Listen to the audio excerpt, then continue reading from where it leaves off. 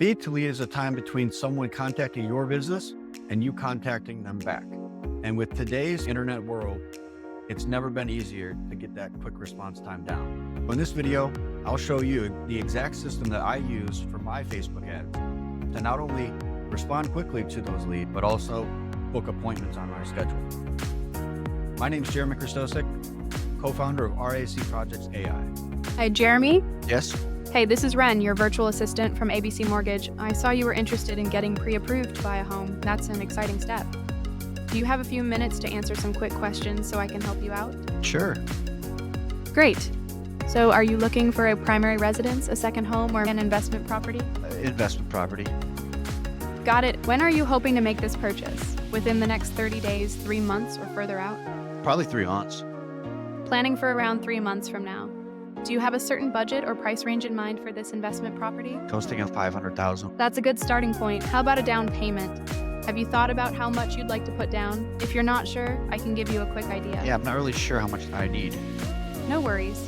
Typically for an investment property, you might look at putting down around 20%. So that would be around $100,000. There are different options available, and we can get more specific when you speak with a mortgage professional. Now, are you currently employed or self-employed? And roughly, what's your annual income? About $120,000. Great. Do you know your credit score range? Would you say it's excellent, fair, or below? If you're unsure, that's totally okay. I'd say it's fair. Got it. Have you been pre-approved for a mortgage before? What if I told you I have? That's great to hear.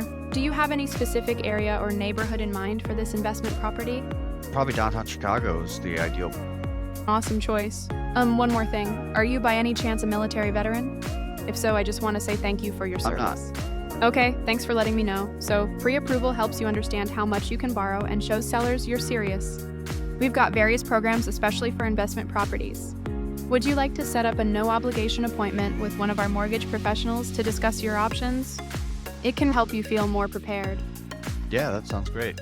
Awesome. What date and time would work best for you?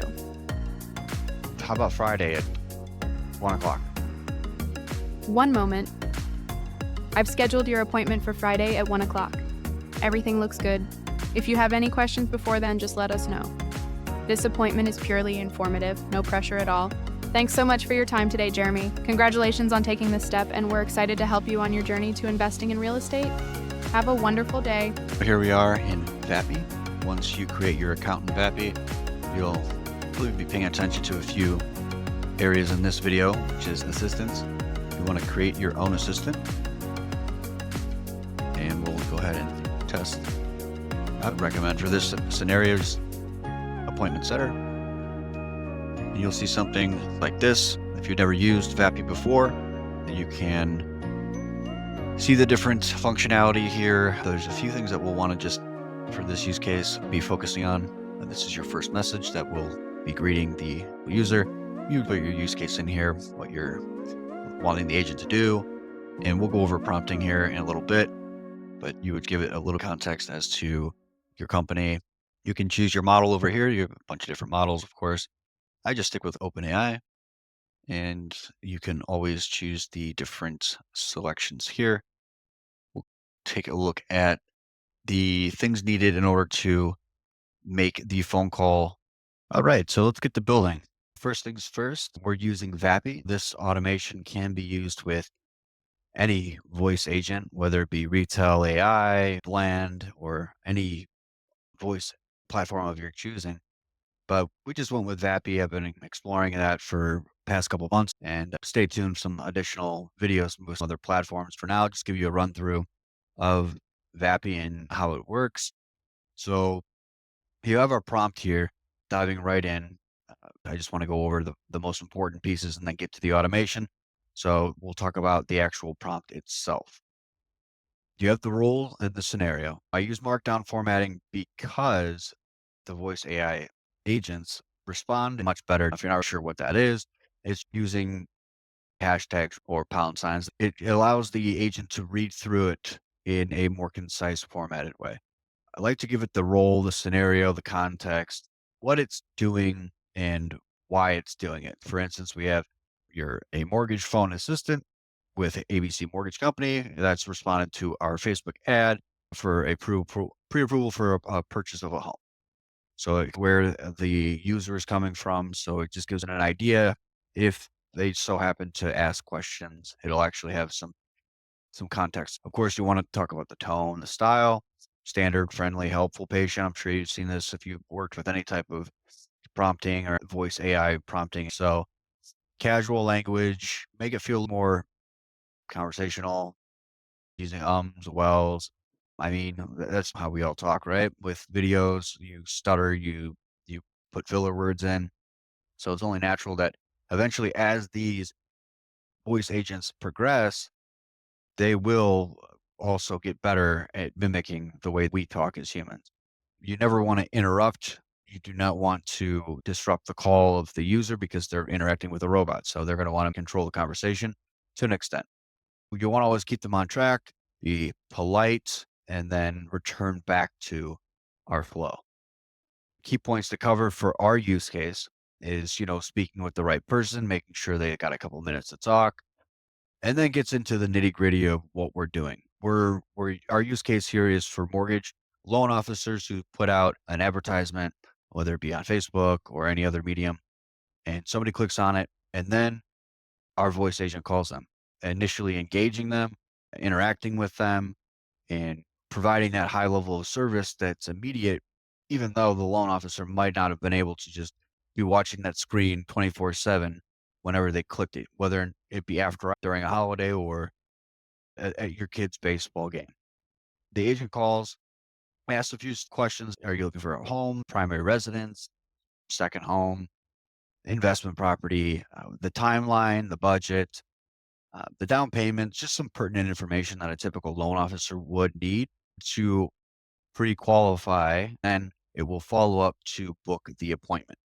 The appointment settings here, after gathering the information, suggest the scheduling with the mortgage professional, convenient time, date, attempt to book that time. If not, alternatives, and we'll get down to that in our next step. Confirm the dates and the lead's full name. Emphasize that it's beneficial for first-time home buyers and it's no obligation. Of course, not everybody's going to be receptive to speaking with a robot or a AI voice agent. So some of the objections to handle and how to handle them, and then progress to the direction of the phone call that we would like them to take. And then, of course, just a few examples how a conversation might go, um, maybe some questions, give it some ideas. So that way it has a database or a bank of things to refer to. And then just some additional things when it comes to booking the appointment, waiting for the response, the alternatives, or if there's no available timing. We will get into that when we go to Make and our automation, how this ties into VAPI integrated with Make. And then, of course, just closing it out. Equivalent of a human, however you would end a conversation. Have a great day. And then I always end it out with some notes, reminders. There's something called lost in the middle. So in the beginning, it will be very good. And then at the end, it'll be very good. Somewhere in the middle, it sometimes loses some context. So we want to remind it of the most important things. So here we are in make.com. If you're not familiar with make.com, it is an automation platform similar to Zapier. I've grown a liking to it. I've got a lot of different scenarios that I've worked up. But let's get into our VAPI Google Calendar appointment checking and booking system that we're working with today.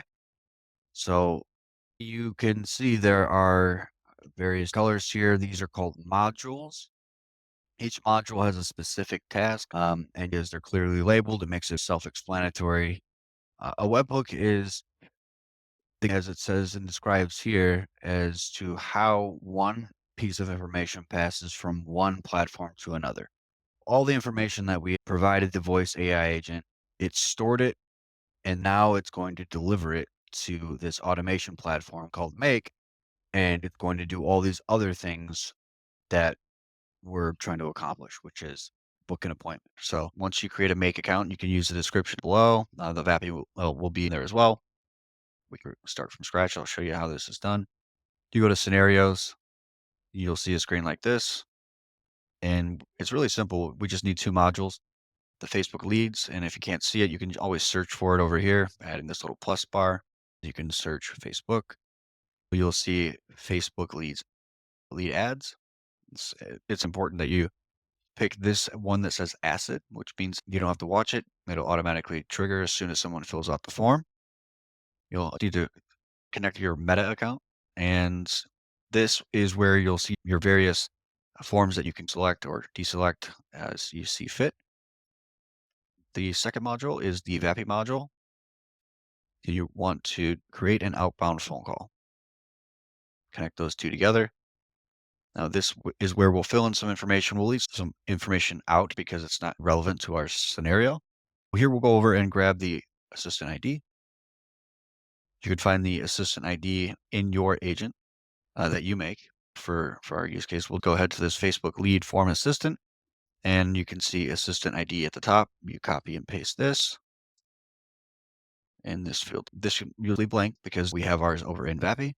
You'll also leave the customer ID blank. This you'll fill out once you actually map the information from Facebook. All this information will directly come from your form. You can go ahead and just fill it out as so. The customer name is right here. Lastly, we'll need our phone number. If you don't have a phone number yet, go right here, grab a phone number, and you can easily buy one. It's like $2 per month, so super cheap. And then just usage cost. You go ahead and put in whatever you wish your area code to be, and it'll give you a number of selection. You take your number, copy the Facebook lead assistant, and simple as that. Now your assistant is ready to go, and you'll start making phone calls. Important that you save. You always have to save your automation, or nothing will happen. Once it is saved, this little button down here is where you'll either run it once, and we actually have this one already created up here. You can see a circular bar, a spin it, waiting for the data. Once it gets the data, that's how you'll map it out. When we made this information that we put into VAPI would not be there until you actually mapped it. You would initiate this, go to your form, fill it out like a test run. It'll complete over here. And then once it gets that information, you can map it over to your setup for this purpose. You can click on this little bubble. Not a lot of people know this, but you can grab this when you're first getting started. This is where it will trigger. It's expecting this to be run. Now, after you get everything set up, you can select different intervals once a day. And this is probably the one that you'll want to select, which is on demand.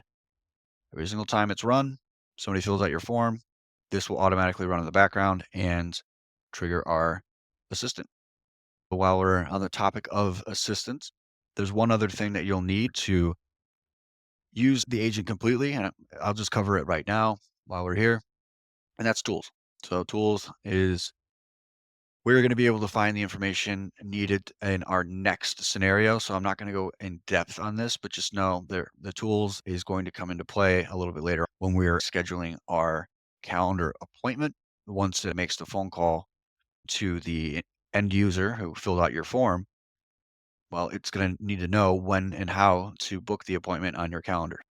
Where we left off with that, we have our prompt, the assistant. So let's go into something called tools. So when we had mentioned at this stage, appointment settings is to gather the information, confirm all that information. That ties into something else, which is tools.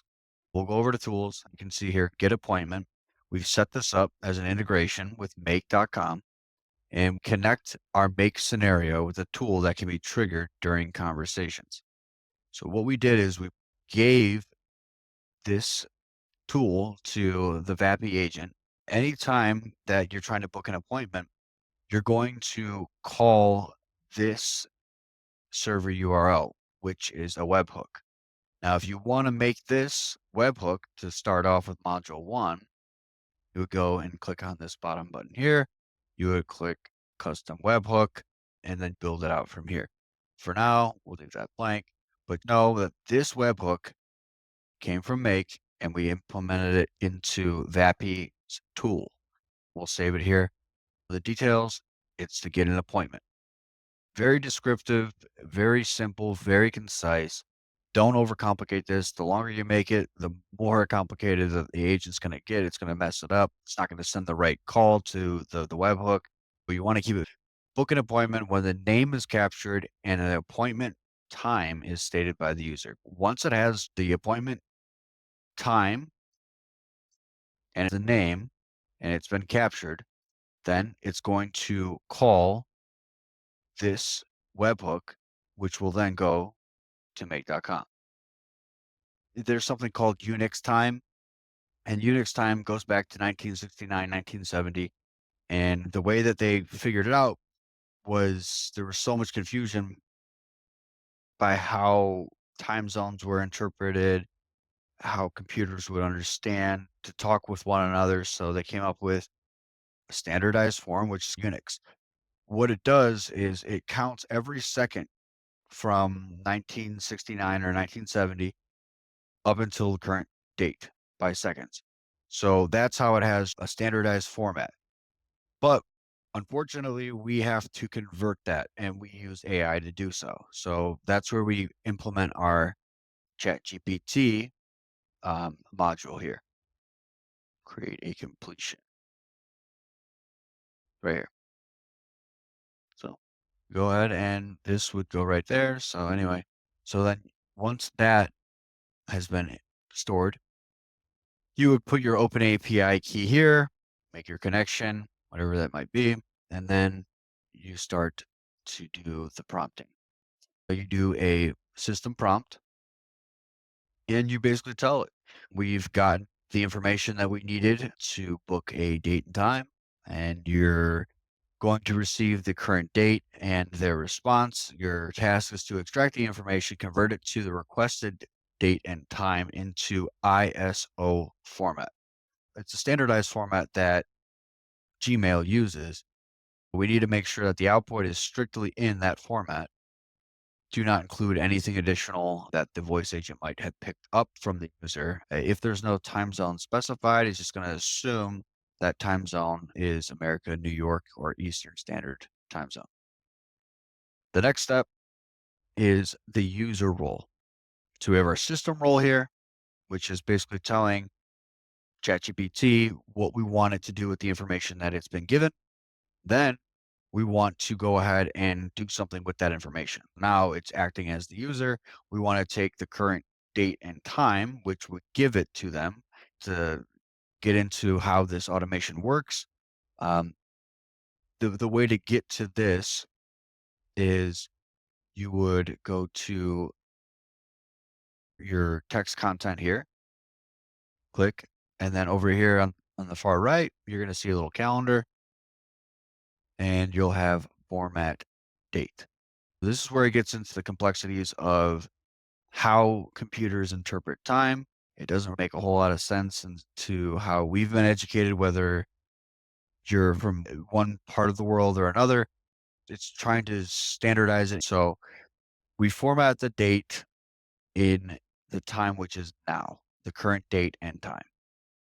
Then we give it an example, which here is year, year, year, year, month, month, day, day, and then the T for time, and then the hour, hour, minute, minute, second, second, and then SSSC is like millisecond, and then it basically says it's in UTC format. So when the user would like to book, well, what we do at this stage is we take the information from the webhook and insert it into this prompt or this text content. So the only way, and you'll figure this out moving forward, is you have to make a call to the webhook for it to be able to map out the information. It will not have this information unless you give it to it.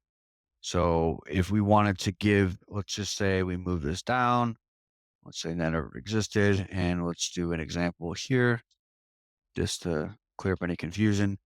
And then we say, okay, we have nothing. This is when the user would like to book.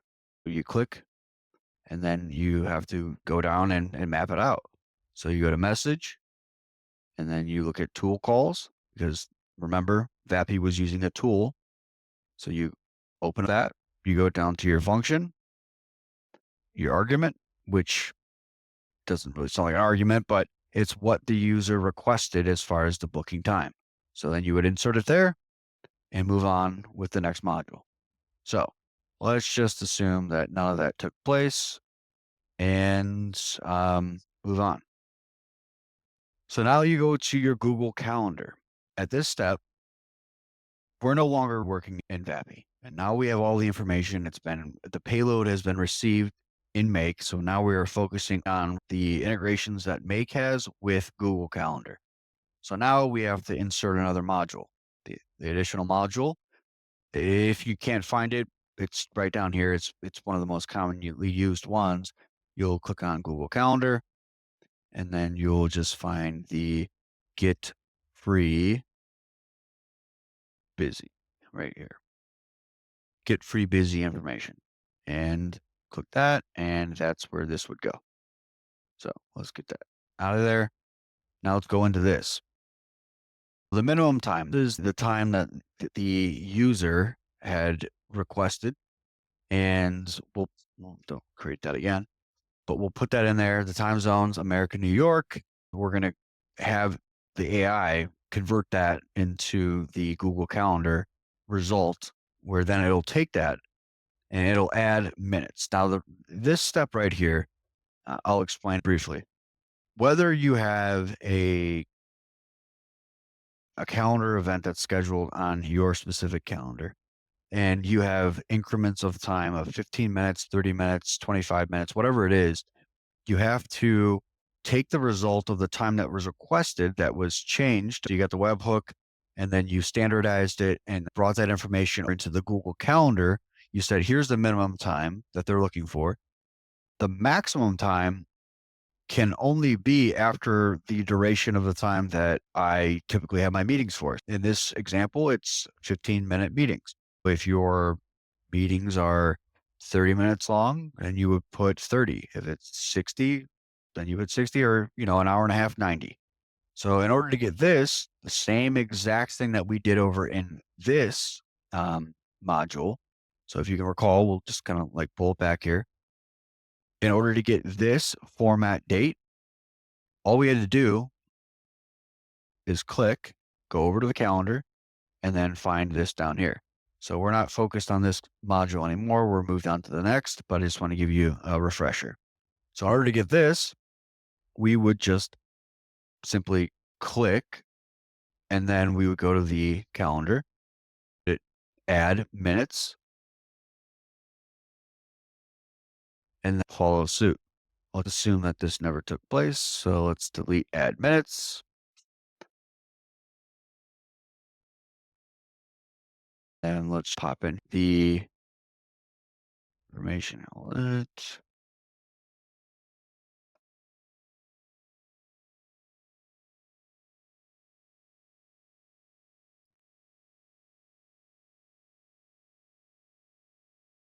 Result. And then I have 15-minute increments. So add minutes to the result, and then check if it's available.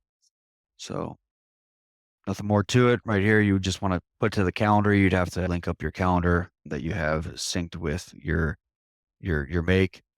But yep. So then the next step is to determine whether or not that calendar time is available. We've set up available time, and then we've determined whether or not the calendars are going to be, it's going to check and see if time is available.